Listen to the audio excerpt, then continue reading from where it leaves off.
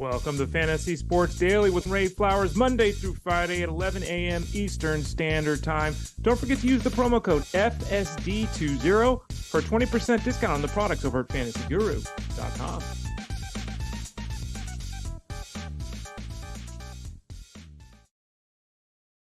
Hey there, everyone. I'm Ray Flowers of fantasyguru.com. Welcome to the show today. Here, I had one of those mornings. My nephew is graduating today from middle school. Not a huge deal in the grand scheme, but we try to be supportive. He lives, 15 minutes away. So we're planning to go to the graduation. And so I get up early because I got a lot of things done. I'm going to be gone for a couple hours in the middle of the day. So I got to get everything done before I come back and do the Elite Sports Show, Elite Sports Game Time Show with Justin Fensterman tonight at 8 to 10. That actually follows the Elite Sports Show with Jeff Mance from 3 to 6 Eastern on Sirius XM Fantasy Sports Radio. So I got to do the cash game breakdown. I got to do this show. I got to start prepping my Raised Ramblings piece that's going up on the site later today as well. Then I got to stop and go to the graduation. Then I got to come back, finish the Ramblings piece, and then do the Elite Sports Show from 8 to 10 with Justin Fensterman. So I get up early this morning to make sure I can get it all in. What happens this morning? Okay. So I go to get a cup of coffee because I needed something warm. It was early. I'm not a coffee drinker, but I really like something warm. In fact, my gal always laughs at me. She says, "Is that all the coffee you're putting in?" I really put like a tiny little bit. It's just more about having the coffee-ish and the cream, having it be warm. So anyway, I do that. I go to get the cream out of the fridge, and it turns out the mozzarella that was on the top shelf is leaked.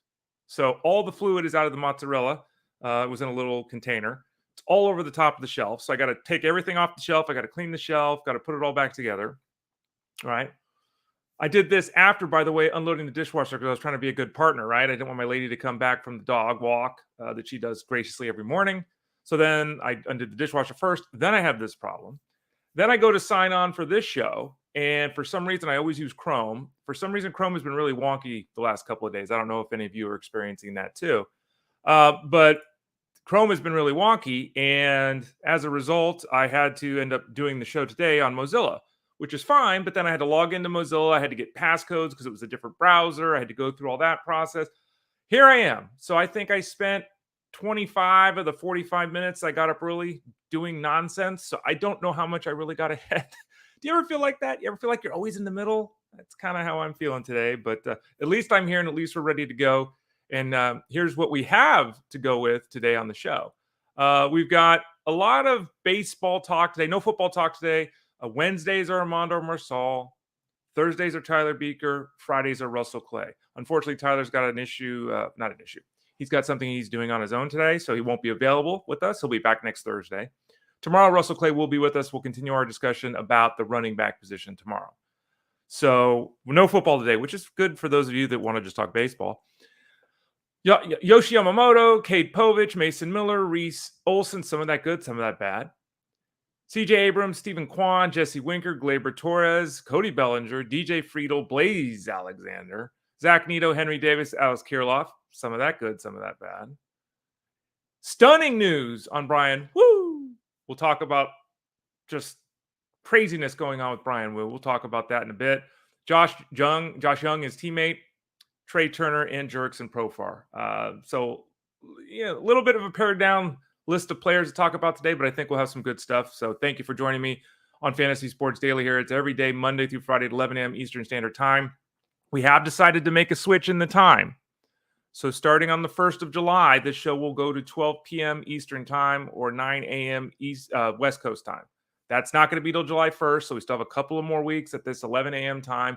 But starting July 1st, we will be rebranding the show at 12 p.m. Eastern Standard Time, so look for that.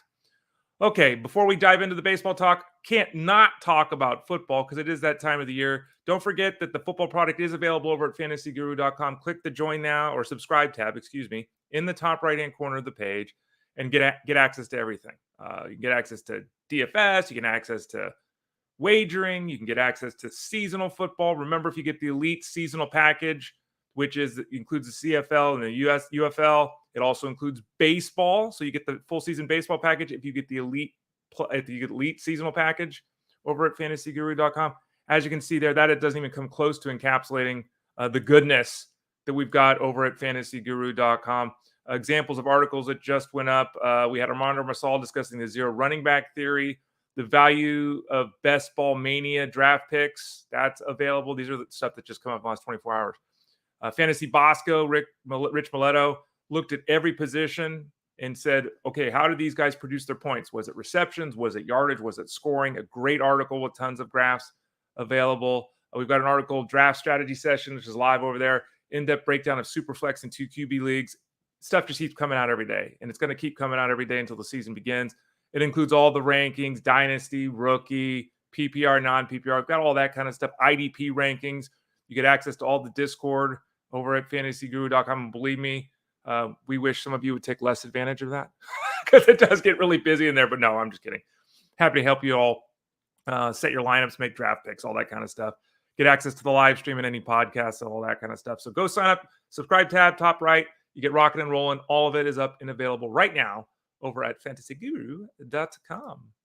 All right, let's get my face a little. There we go. There's Ray Flowers with Josh Hamilton behind him. And I don't know who that is. Is that Jose Quintana, maybe? Vaguely Jose Quintana on the White Sox? I don't know. We'll see. I don't know. Here we go again. Like I say that, and my memory just says that's the right answer, right? And then I think Jose Quintana was on the White Sox for like 6 years, right? I think this picture was 2018. So let's see. In 2018, he wasn't. So I don't know who that is. That looks like Jose Quintana to me. I don't know. Leave your thoughts in comments. And by the way, those thoughts and comments we'll address at the end of the show. So already seeing that Jason L says, woo! Yeah, we'll talk about Bryan Woo. It's crazy, crazy, crazy. Jason says, lunch with Ray on the East Coast. Let's go. Yep. So again, to reiterate, the rest of June, 11 a.m. Eastern Standard Time for the show, starting July 1st, 12 p.m. Eastern Standard Time, 9 a.m. Pacific Coast Time for Fantasy Sports Daily. All right, let's get to it.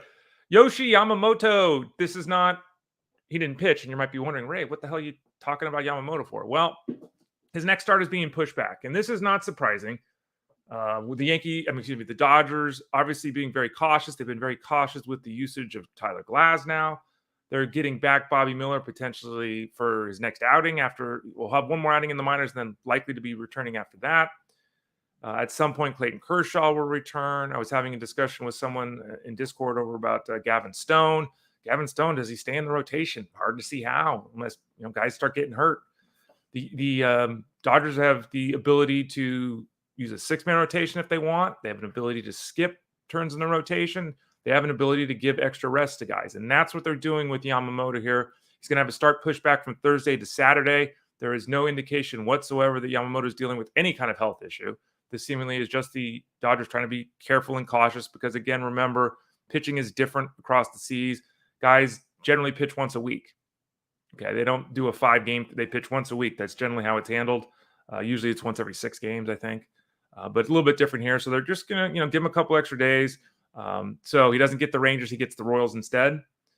The extra rest will give him 7 days between starts, which is significant. Is that too long? We had his Shota Imanaga had his 11-day rest period and then returned and got blasted. That's a little anecdotal, but that's just throwing it out there. I would still obviously start Yamamoto as I am in the league. I have him. Luckily for us here, this is not a scenario where they bump back a Friday start till Monday, so you don't lose it this week if you're in a head-to-head scenario or you set your lineups on Monday. Still pitching this week, just on Saturday against the Royals. Cade Povich of the Orioles really struggled in his first outing and looked really good in the second outing. He shut the Braves down for 6 innings, 6 strikeouts. When you shut the Braves down, even if the Braves aren't the team they have been, even if they've been struggling offensively relative to expectations, all these things are true. Still the Braves. Those are still really good batters. And so Povich, pretty impressive that he was able to shut him out over the 6 innings of work. Now, the real issue for Povich is, as great as that looks, as impressive as it was, is even with the team a week from now. Ray, what are you talking about? Well, Dean Kremer is due back next week from his arm issue. He's obviously going back in the rotation. I don't know. I mean, we talk about this a lot. Cole Irvin, I don't know how the Orioles can take Cole Irvin out of the rotation. I mean, they've done it before, kind of like it happened, and then injuries started happening, and they've slid him back in real fast. I don't know. They'll have to make that determination. Do they want to use Cole Irvin as a bulk reliever? Do they want to have him there in the bullpen to throw extra starts, or maybe give a rest day for guys instead of having a bullpen day? They can throw Cole Irvin for 75 pitches. Maybe that's what they want to do. In my mind, they keep Cole Irvin in the rotation and Povich goes back down. We'll see. So Hopefully we'll get some information before we need to do a fab. What day is Thursday today? Yeah, hopefully we'll get the information by the weekend, so we'll know if we need to replace Povich on fab, if we can hold on to him, if we need to make a move there. But right now, again, I'm uncertain with Dean Kremer returning if Povich will A, stay in the rotation, B, stay in the big leagues. Something we'll hopefully ferret out. Mason Miller. And I wrote about, I've updated the closer grid over at fantasyguru.com yesterday. And let me pull that up as we're talking here. This information I'm about to share with you was prior to game action last night. And what it shows is that there's a little bit of, with Mason Miller. And overall, he's been terrific. The strikeouts, the saves, the ratios, it's all been terrific.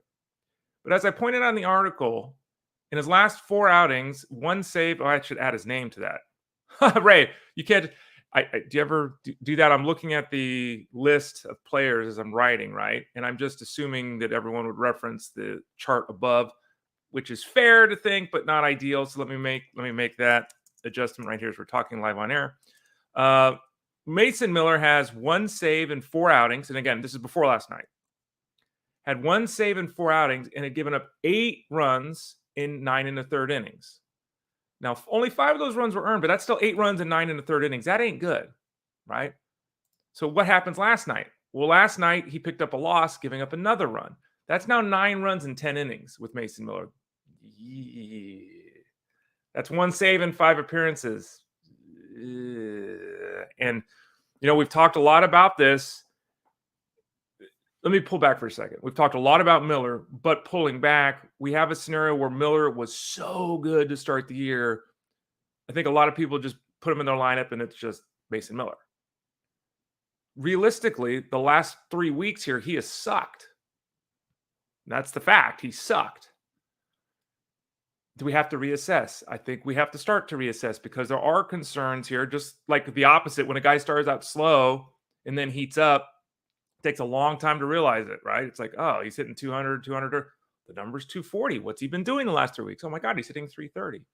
When a pitcher has a 1 ERA and he's getting a save every time out with 2 strikeouts, that lasts a long time too on the other end until you start realizing, my gosh, this guy's given up a run an inning for the last 3 weeks. We don't know how Mason Miller's going to hold up. We still don't know if he's going to stay healthy. I think the return to date has been good enough that he's a hit, provided he doesn't blow his arm out, right? But there's some cracks here. And so if you have Mason Miller as your second reliever and you're just rocking and rolling thinking everything's fine, you might give some consideration to adding a third reliever in a roto setup in particular. Little cracks here in the foundation. And, we'll have to see how he holds up physically. Reese Olson started out great. Casey Mize started out great. Casey Mize dumpstered. Reese Olson started out great. He's starting to dumpster a little bit. He gave up 4 runs, 5 runs total, 4 earned against the Nationals yesterday. 10 hits in 5 innings. That's 12 walks, 2 walks too. So that's 12 base runners in 5 innings. That's not very good. 3rd straight outing in a row where he has struggled, Reese Olson. He now has an ERA of 3.7, which is still very solid. It was under 2 3 starts ago. And so we start getting into a scenario where, again, I think Reese Olson, for a lot of people, is like, this guy has been so good that, I'm just throwing him out there and I'm not even thinking about it. And I just got a waiver wire gem that's going to help me this year. Well, his last 3 starts, he's thrown 14 innings and given up 18 runs. Ooh, and you absolutely had him active. Even against Boston on the first start this month, I think you had him active, right? Then you said it's Milwaukee. All right, he's not going to be as bad as last time you had him active. So you probably had at least 2 of those outings. Maybe you sat him against the Nationals, but at the same time, Nationals are overly impressive offensively. So the bottom line is he's been bombed back to oblivion the last 3 starts. So where do we sit right now? We sit with an ERA of 3.7 and a whip of 1.3. Could he do that all season long? Well, his ERA last year was 4 and his whip was 1.12. So roughly in that same ballpark. I think it's fair to suggest that he could have a 3.9 ERA and a 1.3 whip. Problem with that is those numbers are basically league average. That's, and concerning to me is we talk about this all the time. His strikeout rate of 24% last year is down to 20% this year. League average 22, 23. So he's gone from slightly above average to below league average. And that's rough. When you have that fall, you need ground balls. He has ground balls 52%, so he can offset some of that. But we're into more of the Marcus Stroman zone here, which is, again, Marcus Stroman's done it forever and been very effective. I'm not suggesting that Reese Olson can't be effective, but realize a 3.70 ERA and a 1.28 WHIP just doesn't really move the needle. So I would be very surprised if he's not hurt if the beatings continued. And as I say all the time, this was always going to occur, regression for Reese Olson. The problem just being that it's happened in 3 starts, and that's just brutal when that happens. Speaking of the Nationals, let's talk for a moment about C.J. Abrams. C.J. Abrams had a home run. He had a double, drove in a couple of runs. He has been one of the disappointments of the season. We spent a lot of time talking about Corbin Carroll, who we'll talk about. Did I write him down here? No, I didn't write him down. By the way, we talked about him the other day, Corbin Carroll. He might be in the cash game breakdown at fantasyguru.com today. We'll see. That's where I was thinking of Corbin Carroll. But we talked about Corbin Carroll and his struggles. We talked about Julio Rodriguez and his struggles. C.J. Abrams, another one of these, top 25 plays on draft day that's just, and here's the thing. Right now, he's on pace to go he's on pace to easily go 2020 and maybe 25-25. Last year, only hit 18 home runs, so that sounds pretty good. But the problem is he stole 47 bases last year. If he steals 23 this year, and, he hit 244 last year, and he's hitting 248 right now. Is that far off? And the answer is obviously no. His OPS last year was 710. This year it's 770. So a little good, a little bad. Unfortunately, the little bit of good isn't really reflected in his fantasy production. The bad part is the fantasy part. And that's why 5x5 leagues can be challenging, right? That's why, a lot of people love points leagues instead, because you get a more whole all-encompassing look on players. But the fact is that Abrams has been disappointing. He could still go 2020, and it's tough to call a guy, as I say all the time, the guy goes 2020, we're going to call him a disappointment.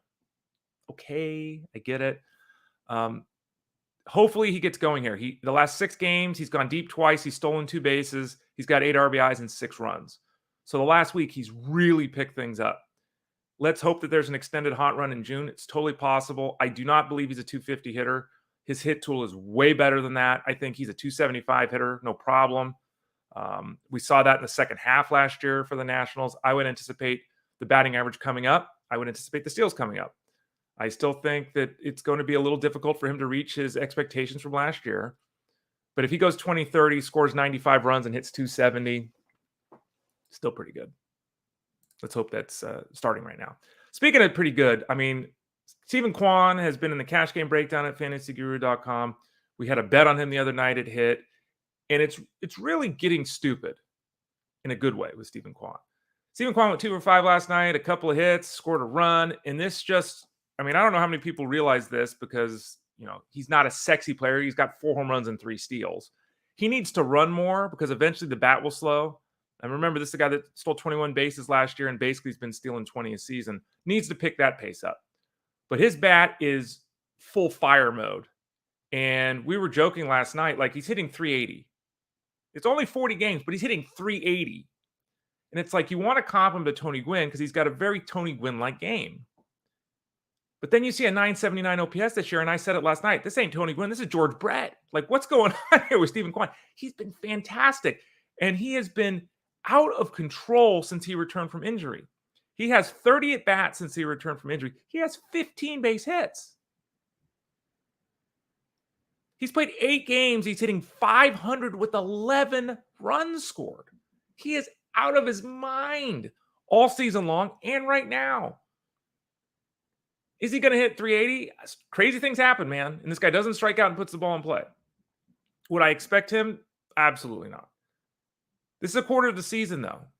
And he's on a full season pace, and he's dealt with some injury, as I noted. He's on a 160-game pace to hit 380 with 150 runs. Let that sink in and wash over you for a moment. 380 with 150 runs. Kwan is an excellent player. The concern we have is when the batting average slows, is he going to pick up the running? Because he's not going to pick up the home run pace. Is he going to pick up the running? I think at the end of the day, he's got to be Stephen Kwan the rest of the way, right? And if he's Stephen Kwan the rest of the way, hitting 285 with 20 steal stuff, he's going to hit 330 this year, and he's going to steal 18 bases, and we'll take it. Stephen Kwan, just again 15 for his last 30. Stephen Kwan having a week, as the kids say. Talking about Jesse Winker going back to the Nationals, who dominate the show today. No, I'm just kidding. Jesse Winker had a couple of hits last night. He drew a couple of walks. He scored a run, and here we go again with Jesse Winker. And I think the case with Winker is he has somehow gotten all of Stephen Kwan's steals. He's got 11 steals, which is crazy. I think he had like 3 before the season began in his career. He's got 11 steals. He's got 2 the last 2 weeks, and that is not going to continue. I would hope that 6 home runs and 214 at bats, I would hope that increased, right? If he went 18-15 this year, just throwing numbers out there, that'd be excellent. And I think those are doable numbers for him. The last 3 weeks, he's hitting 300 with an 830 OPS. The last 2 weeks, he's hitting 360 with an 860 OPS. The last week, 390 with a 930 OPS. I've said it all with Jesse Winker. Always been my guy. Always been one of my favorites. I've always talked highly of him. He has been absolutely god-awful, atrocious for multiple years coming into this season. I actually dropped him in my dynasty league. I mean, it's just I went with Tink Hence, kept him the young flamethrower for the Cardinals over him. And at the time, I was like, I hemmed and hawed, and I'm like, okay. And then, of course, he decides this year to return to being Jesse Winker. I don't know how long this can last. He's dealt with a ton of injuries. Again, the speed piece is not who he is. It won't continue. But he's had a really good season. He's had a resurgent season. I've seen that word mentioned. And the last month, he's been really good. So Jesse Winker, I love the approach, and I love the game. And his bat, the pieces of his bat, his batting average, on-base percentage, slugging, that is doable for him the rest of the season. I don't know if he can stay healthy, and I don't expect him to steal as he has to this point. Another guy who we've talked about on the show, who I've written about, who finally is starting to pull the offensive game around a little bit. Everyone's talked with the Yankees about the obvious. Stanton, Judge, Soto, Verdugo. Like, there's so many guys you can talk about. What's going on with Anthony Rizzo? We talked about that here on the show. Haven't heard much about Gleyber Torres. And Gleyber Torres had something going for him coming into this year, which is he's one of the most consistent second basemen in all of baseball year after year. Is it sexy or exciting? No. As I said, the year after it happened, he's never hitting 38 home runs again. Okay, that's not who he is. But he's settled in as a 24 home run guy. He's scoring 85 runs a year, plays every day. Okay. Last year stole 13 bases, so we're looking at a 2010 guy scoring 80 runs at second base. This works. This year, we haven't really seen that guy. Now, he has 4 steals, so could he get to 10 or 13? Still, of course. That's still in play. 6 home runs. He's going to have to pick the pace up substantially if he wants to hit 25 home runs, right? Still doable, but it's getting to the point where we're starting to stretch things a little bit with Gleyber Torres. The real issue for him has been his batting average. And you look at it the last month, he's hitting 267 with a 791 OPS. Ray, that's boring. It is. Last year, he hit 273 with an 800 OPS. Basically the same guy. And he's been taking good at bats, and he's been driving in runs. He's got 9 RBIs his last 13 games now. Scored 8 runs his last 13 games now. Gleyber Torres could be on the waiver wire. I've said all along he shouldn't be on the waiver wire. If you have him on your roster and you're not playing him because he's struggled, he's starting to pick things up, so pay attention there. But Gleyber Torres, I think, is finally getting back to it. Taking a long time, and it's going to be a struggle to get there all season long, but I think he's getting back to it right now, which is important when we're talking about moving forward. Cody Bellinger hit a 3-run home run last night. He went 2 for 5. Cody Bellinger's hit 9 home runs now in 54 games. Let's look at what happened with him overall. I'll pull up his data just so we can have it. Obviously qualifies at multiple positions. We talked about him all offseason, how he was very difficult to figure out. He's been a power guy. He's been a batting average guy. He's been a stolen base guy. He's also been absolutely horrid, right? He's battling Jesse Winker. Like, he's been horrid as well. It's been all over the place, which is so strange for a player of his skill set, his talent level, his production level, and his age. But it's been the story. And last year he went 20-20 and hit 300, and we're like, and he qualifies at 2 positions. It's like, so I really struggled trying to figure out how to place him this year. He's missed some time with injury. He's been adequate this year. He's got 9 home runs and 3 steals in 54 games. That's a full season pace. If he, full season pace of 25, 10. Would that shock me if he did that? No. Again, I wasn't expecting him to go 25-20. I'd be just a little disappointed with it. It wouldn't shock me. Hitting 267, which is way off his pace of last year, but I think that's more of who he is, and we've seen a number like that from him multiple times. The good news is that he's starting to pick things up a little bit. The last week, he's 9 for 27, got a home run, a steal. The last 2 weeks, he's hitting 286 with an 800 OPS, so he's picking it up a little bit. And also, he's just ripping off games with 2 hits. I don't have the right. Let me pull this up. I think he's got like 4 games in a row with 2 hits. We're looking at the actual production. I think I saw it this morning. Yeah, he's got 4 games in a row with 2 hits. So starting to lock in. And the last night had the big fly. Cody Bellinger, very solid player. There's not much. I don't think you can trade him expecting last season in a return. So I think if you have him on your roster, you're probably just rock and rolling with him. And again, the dual position eligibility is really nice. I'm looking a little, I wonder. See, I'm looking a little pixelated. I don't think the old Mozilla. Sorry, Mozilla. I don't think Mozilla is the best. So sorry. At least we had the show on today. Again, I spent 15 minutes trying to figure out all the camera stuff, and so at least we're rocking and rolling today, even if it's a little delayed here. It's weird. Maybe I need to get a new computer. I'm getting a little nervous. Knock on wood. I've had this computer for a while, and it's done great things for me. And no, I know what you're thinking. I don't look at porn on my computer, so that's not it. I don't know. Maybe it's getting to its last days here. I'm gonna start to, and that isn't that the biggest pain in the world where you have that happen, where your computer's going down, and you're trying to figure out how do I navigate this the most effectively, right? Because you're gonna have to transfer all your data and you copy everything, and I know it's really easy, or it's much easier now, I should say, to transition things because you can just log into Google and it'll carry over all your passwords and all that if you allow it to. I guess that's something I might have to start looking into. But he's such a pain in the ass. Okay, TJ Friedl scored a run last night. He had a single.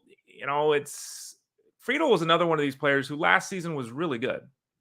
And I mean, he almost went 20-30. He was really good. And coming into this year, I was just like, I don't know if he's going to necessarily play every day. Now, he hasn't because of injury, not because that wasn't what they were going to do. But the Reds have had some injuries. They've had suspensions. They've been piecing this together in some respects. And Friedl's played just 19 games. And look, he's got 3 home runs and 5 steals. That's excellent pace. Excellent for a guy that went 18-27 last year. I mean, let's give him the same amount of games he played last year. That's 20-35. It's even better than last year. It's excellent pace. He's hitting 221 with a 720 OPS. Yeah, and again, it's 20 games and we can't read too much into it. My thought coming into the year, and I haven't changed it based upon what I've seen this year with Friedl, is that last year was the ceiling. Is he going to hit 279? Maybe with his speed, but I'm not counting on it. Is he going to have an 820 OPS? I'm not counting on that. I don't think there's more to give in the power column. I think he can steal bases. He was really effective last year. Still only scored 73 runs because I thought, well, he's going to hit down in the order. So I think he's basically been the guy we expected him to be, but it's been 19 games. Just wanted to point out that, again, this is a very effective player. Even the last 12 games, he's 3 steals and 3 home runs. Like, it's even a little bit better than the 19-game pace. But it's basically what we saw last year. A little bit of power, certainly speed. The bat is good enough to keep him in the lineup with his strong defense. And the Reds will be happy to have him. So just wanted to point it out because the shallow leagues, TJ Friedl could be on the waiver wire. Very, very well could be the case. Eugenio Suarez, who has been my guy forever and has basically been a 25-90 guy forever, including last year, he was 22-96. Went to the Diamondbacks this year, and it's been awful. He's on pace for about 80 RBIs and about 18 home runs, which he was hitting 260. Okay. He's hitting 197. Always has a lot of strikeouts.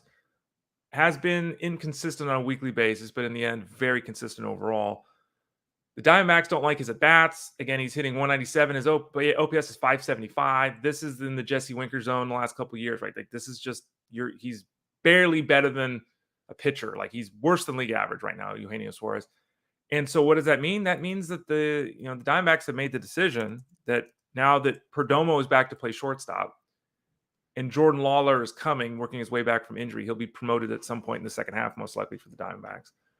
They don't need Blaze Alexander at shortstop. And while Blaze Alexander's kind of just a guy, he's been very effective for them this year.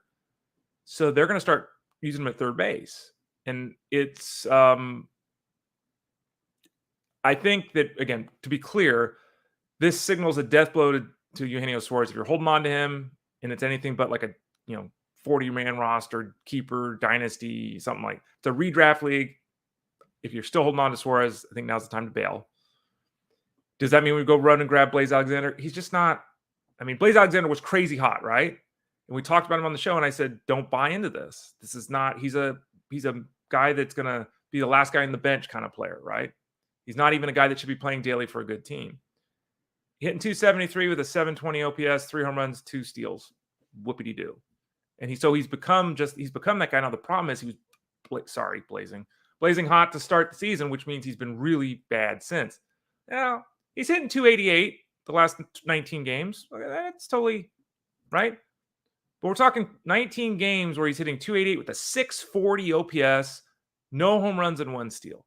So this is more about destroying the outlook of Eugenio Suarez. It is something to point out for those of you in NL-only leagues. It's a great situation because Blaze Alexander has played second base 9 times. He's played third base 5 times. He's played shortstop 20 times. He might qualify at all 3 spots.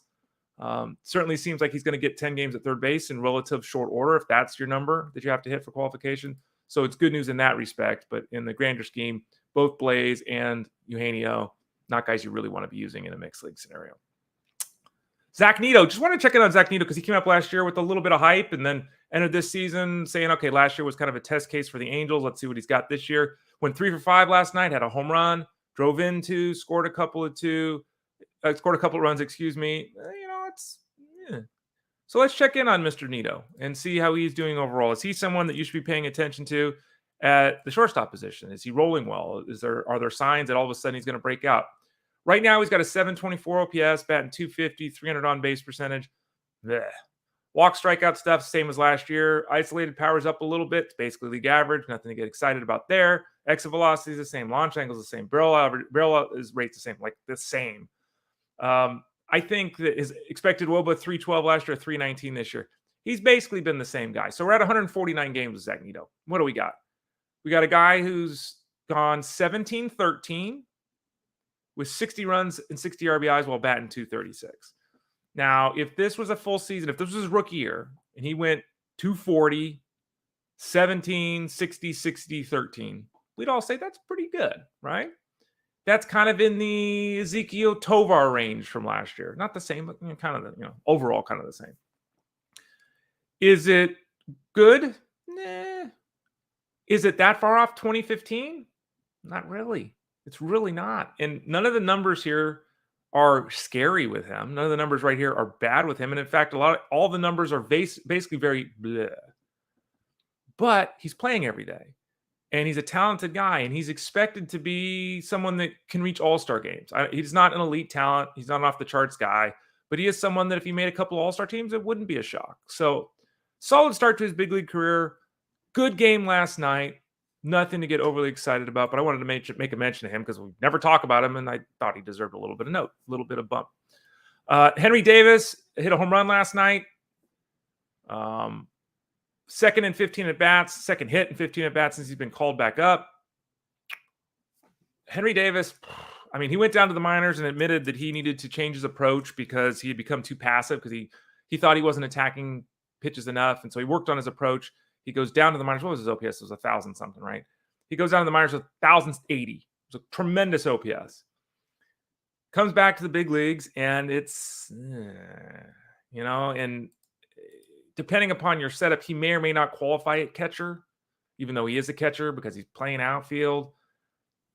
2 hits since he's been recalled.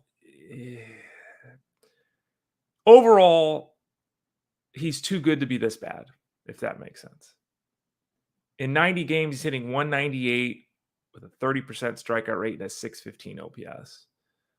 If he qualifies a catcher, he can be a second catcher in a deep mixed league. Now, I'm talking like 14, 15 teams. Even if you're in a 10-team league with 2 catchers, or even 12-team league with 2 catchers, it's just so hard right now to say Henry Davis is someone you should have rostered. I did misspeak, by the way. He's played 26 games at catcher this year, so he should qualify a catcher all over the place. he just hasn't hit. And Joey Bart, when he comes back to full health, I don't know what they do for Henry Davis. They might send him back down again. Very disappointing for a guy who was drafted so highly. The first overall pick in 2021, who I comped for obvious reasons to his teammate Joey Bart, two elite level top 3 picks that struggled at least at the start of their careers. We'll see if Henry Davis can pull things out here. But the strikeout rate is just onerous at 38%. Finally, the case before we talk about a couple injured news, guys. Alex Kirilloff, the cautionary tale of cautionary tales. At this point, he's just a guy to most people, right? But let's roll this back a few years. If we roll this back a few years, Alex Kirilloff was the number 1 prospect in the Twins organization. He was looked at by everyone in baseball. Twins people, baseball people, scouts, as an all-star. He was a guy that was going to make 5 all-star teams. He was somebody that was, I don't know, you can't comp him to Joe Mauer. But it's easy to say, well, he's going to hit 290 with 15 home runs, Joe Mauer-ish, right? I'm not saying he was going to be a Hall of Famer, but everyone said all-star. Everyone said this guy couldn't not hit. Like his hit tool was like a 65, 70. Like everyone expected him again to hit 290 with 15 home runs year after year. The question was, would he ever grow the power to the point where he's hitting 25 home runs a year? But the hit, not in question. Injury after injury after injury in the minors, in the bigs, surgeries, position change to first base from the outfield. He was optioned to AAA yesterday. Oof. And, he was hitting 135 with a 495 OPS his last 30 games. I mean, just not. And so now we're at the point with him that, and this happens, right? I mean, I hate to do this, but is he going to be the next David Dahl? Because that's a similar pace. There's a similar thing with David Dahl, though people thought the hit tool with Alex Kirilloff was better. We're now in a scenario with Kirilloff that, he's 26. He doesn't turn 27 until the offseason. Okay? We've seen a lot of guys struggle at the start of their careers and really, 27 years old. In the old days, we used to do this when I started doing this over 2 decades ago as a fantasy analyst. Age 27 season was the shit. That was, right? He's not even there yet. So theoretically, he's still in his physical prime, and theoretically, he could still find it. He needs a new organization. He just needs a new organization. Whether that's for his own mental benefit, because he's been bad juju, jerked around, position change, up, down, minors, or just because he needs someone else in his ear to talk to him about hitting. He needs a position change. He needs an organization change, and maybe they'll facilitate that. But right now, obviously in an AL-only league, I don't even know if you hold on to him there. I would try to, because it's very conceivable he goes down, makes a tweak or two, and comes back and hits 280 in the second half, as a part-timer for the Twins. There's always a chance guys get hurt, and they're forced to, so I'd try to hold on to him in an AL-only league. But in a mixed league, if you were a masochist, and so he's now in the Jesse Winker zone that I was talking about earlier. Even if you're in a keeper dynasty league, I wish him well, but it's getting optioned after being in the bigs for basically 4 years, given his pedigree, that's rough. All right, a few guys to talk about on the injured side of things, and this is great. It's only a few guys. How fantastic is this? Usually we spend half the show talking about injured guys. We don't today. Bryan, woo! And I hate that. I really do. I'm doing it myself. We got a drop on the Elite Sports Show. And again, the Elite Sports Show, you can hear that Monday through Friday at Monday through Friday on Sirius XM Fantasy Sports. Try this again. Having a hard time this morning. Sorry, everybody. A little frazzled as I talked about at the start of the show. Elite Sports Game Time is Monday through Thursday on Sirius XM Fantasy Sports Radio. We have a little drop on that show where it goes, woo, whenever I'm talking, I get excited. And it'll continue because obviously his name and the connection to Ric Flair for those people that don't know the wrestler. We've talked all about Woo, breakout pitcher of the year for me, struggles of health, gets healthy, then we don't know if he's healthy. All the while he's dominating opponents. He's ripping off 6-inning quality starts despite throwing like 75 pitches. He can't even get to 80 pitches. Just been phenomenal. Then we hear the MRI. Yesterday I was like, I'm really scared. They run the MRI and they're saying everything's fine. GM Justin Hollander, I saw the audio I posted on my Twitter account, Twitter X, at the Ray Flowers. I even threw it up in Discord over at fantasyguru.com. He says, we ran tests. There's nothing structurally wrong with Wu's arm. I can't tell you this definitively, but I'm pretty confident he makes his next turn through the rotation. What? What? I don't know what's going on here. Like, I'm really struggling to understand what's going on here. Is he healthy or not?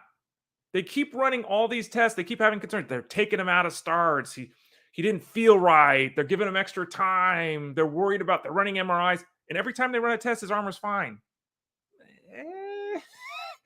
So, again, hearing that he might make his next turn through the rotation, and they don't even anticipate an aisle stint at this point, blew me away. Blew me away. Here we go. I guess we'll find out soon when his next start's going to be, but it sounds like next week. Again, shocked by this. As much as I'm in on the skills and as fantastic as the start has been for him, I don't know what to expect the rest of the way. You don't know what to. I mean, again, you can all ask me. We just don't know. So great news given everything. I was totally wrong yesterday. Woo! Let's hope the next time he throws a pitch and dominates an opponent and gets through 5 shutout innings, they don't then say his arm's tweaking again. I don't know what's going on. I'm going to keep my fingers crossed at this point with Bryan Wu. Josh Jung, the third baseman of the Rangers, who's got a wrist issue, who has cost him all this time. Didn't necessarily have a setback, but they slowed down his recovery because he wasn't going quite as expected. He's going to begin a minor league rehab, or he began a minor league rehab assignment last night. Excuse me. I mean, this is so maybe next week, Josh Jung is back for the Rangers. Maybe that's a possibility.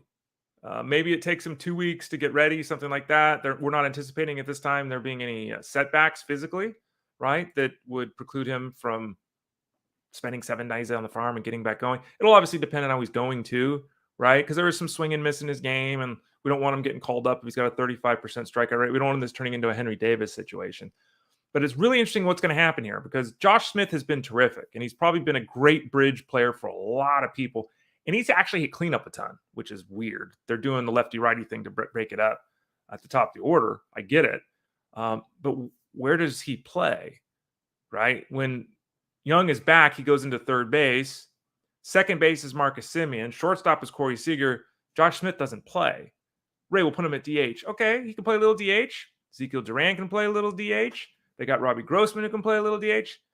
It'll be really interesting to see how much playing time Smith gets. So if you're a Smith person, an owner of Smiths right now, start making plans because his playing time is going down. The question is, how much is it going down?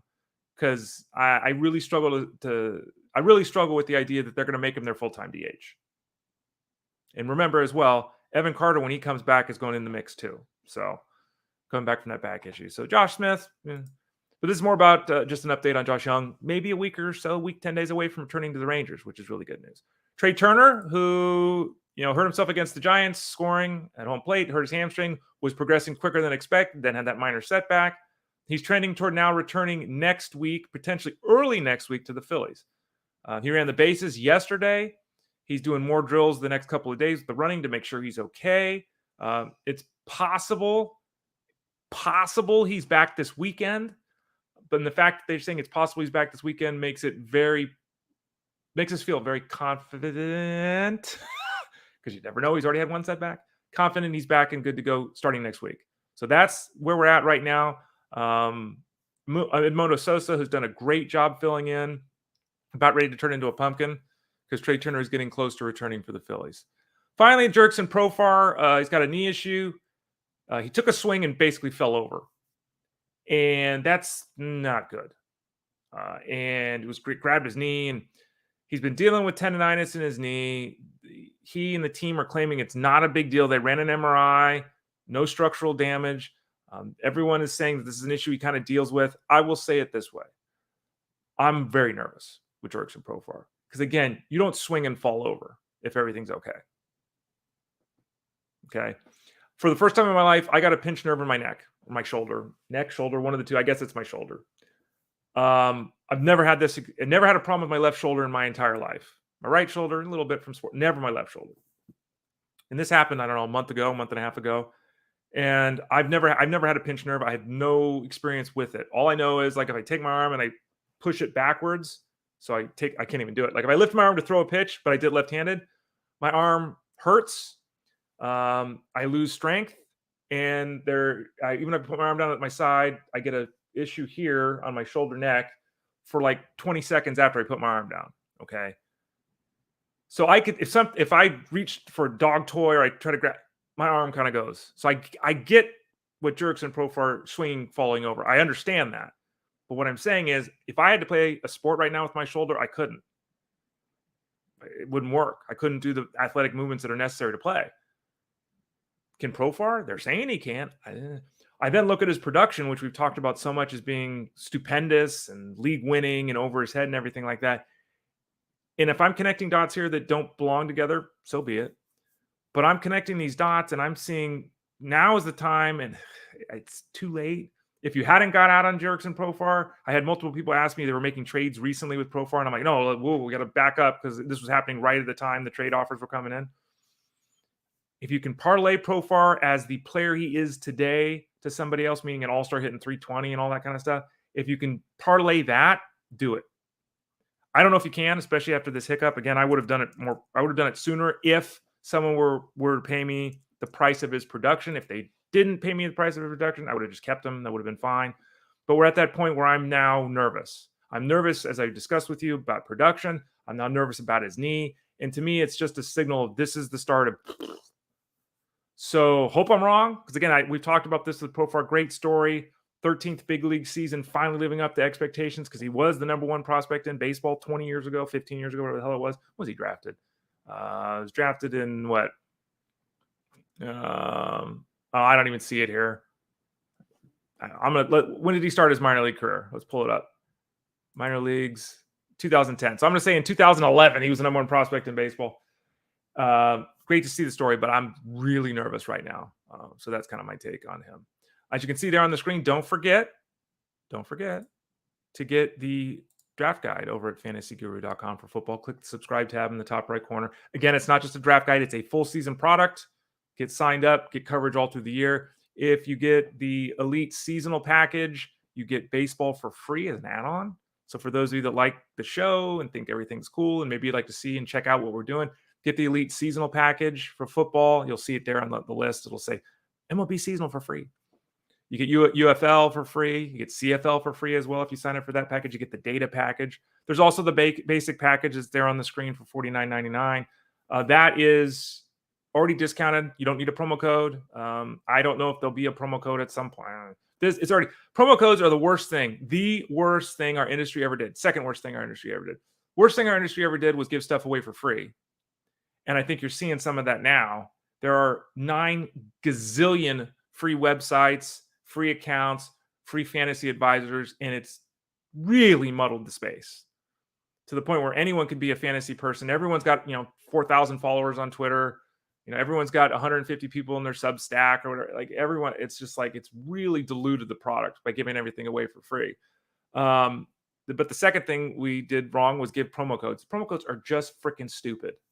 They're just freaking stupid. And I get everyone wants to feel like they got a deal. I get it. I understand it. And who doesn't want to get a discount, right? I understand. I'm the same way. Why am I going to pay $20 if I can pay 15? I get it. All right. But just pay the $50. I mean, right now we're talking June, July, August, September, October, November, December, January, right? 8 months for $50. $6 a month. It's the price of a beer on a Friday night if you go out. Would a promo code help? Sure. Well, you know what I'm saying? So I don't know if promo codes will be a thing again. Maybe they will. But right now the discount's already been applied. The early bird discount has already been applied. So you don't even need a promo code. It's what it would be with the discount anyway. We're not pulling a fast one on you. We didn't raise the price to then say we're giving you. No, this is what it is. So $49.99 gets you everything we talked about earlier. Gets you all the rankings, all the profiles, all the articles, a mock draft and draft simulator, custom scoring cheat sheets, IDP rankings, auction information, sleepers, busts, projections, all that kind of stuff for the IDP setup, 24/7 live chat, weekly live stream, access to the Discord to ask all your questions. Sign up for the package. It's great. I'm telling you, it's great. I really believe in the product and what we do. So check it out over at fantasyguru.com. All right, before we get out of here, let's see if there's any comments today. I'm looking at the comments today, and I'm wondering a little bit. there was an issue today. I wonder about that because I only got a couple of questions. Anyway, maybe it's having to do with me using a different browser for this. Isabel says, thanks for mentioning Imanaga's 11 days rest. Everyone treated that start like it was him being awful, especially the guys making ridiculous offers for him. Same thing for the rain delay after. Yeah, and I've had this discussion. Justin Fensterman and I, again, Elite Sports, 8 to 10 Eastern, Monday through Thursday, excuse me. Justin is a basketball guy. He does football as well. He doesn't really do fantasy baseball. He knows fantasy baseball. He watches baseball. He knows the history of baseball. We're drafting our all-time fantasy team at Fantasy Guru at SiriusXM Fantasy right now on Twitter X if you want to see how our team's coming together. So he knows it. But we were talking about, like, Ray, what's the difference? He says to me, what's the difference between a guy pitching on 4 days rest, 5 days rest, 6 days rest? What difference does it make? And in some respect, I totally get that. And in theory, I totally understand. What is the difference? There is no difference. When you're called on to do your job, go out and do your job. Routine as an athlete really goes together. And, that's part of it. Your body does respond differently. If you have 5 days rest, 6 days rest, 7 days rest, 10 days rest, you're stronger, right? So maybe your release point changes a little bit. Maybe your velocity's up a little bit, but you lose a little bit of movement. Like, okay, But when it's 10 or 11 days, that's a long time. Like, to me, add an extra day like the Dodgers are doing with Yamamoto. Yeah, who cares, right? But doubling your rest between starts is significant. And I don't love that because there's only so much you can do throwing a bullpen on the side or whatever. Okay. But Imanaga, again, as we've discussed here on the show and since the preseason, it's been great. His numbers are still terrific. There was regression coming. It was just a terrible outing the first time back. Angelo says, I wasted roster space on Jason Dominguez. He's stuck in the minors for now. Angelo, I said I wouldn't add him. I was very clear about that. I said the only way that he gets a role on the Yankees right now is if Soto goes on the injury list. The Yankees decided not to put Soto on the injury list. There's no spot for Dominguez.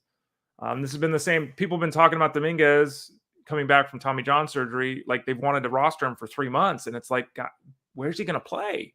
There's no place in the lineup. I know he's an extremely talented guy. I know they plan on having him being part of the Yankees for a decade. I understand all that. I know he came up last year and was blasting home runs. Everyone's excited. I get all of this. There's no place in the lineup. So sorry about that, Angelo. Hopefully you're able to make another move to get that roster spot filled with someone they could utilize. But again, this was very likely to be the outcome with him in the short term. Second half of the season, we'll see. Can Soto's arm hold up? Do the Yankees decide to make a move, at first base? Does DJ LeMahieu get hurt again? Do they bring up Dominguez and just put him at the DH spot? Do they bring up, that's another problem they do have because Stanton's DH. It's really hard. So it's almost like, Verdugo, or does Judge get hurt? Ugh. Again, let's not just pencil Judge in for 150 games played like some people are doing. Remember, he has that toe issue that he talked about in the preseason, needing constant maintenance. Remember his track record of not playing every day. We'll see Dominguez at some point, and we'll have to then determine, based upon the scenario that plays out, what his value is in the fantasy space at that point in time. All right, everybody, thanks for listening today. Really appreciate it. This has been Fantasy Sports Daily, 11 a.m. Eastern, Monday through Friday. Remember, July 1st, we're changing to 12 p.m. Eastern, just 1 hour later. That's on July 1st. For the rest of this month, we're at 11 a.m. Eastern time. The show is free every day. Tell a friend. Go to fantasyguru.com, click the subscribe tab in the top right corner. Get any of the products, football, baseball, et cetera, seasonal, wagering, DFS, all available over at fantasyguru.com. And check out my show later today, Elite Sports Game Time, which is Monday through Thursday at 8 to 10 Eastern on SiriusXM Fantasy Sports Radio. Talk to y'all again soon. Have a great day, folks. This is Ray Flowers. This has been Fantasy Sports Daily, powered by fantasyguru.com.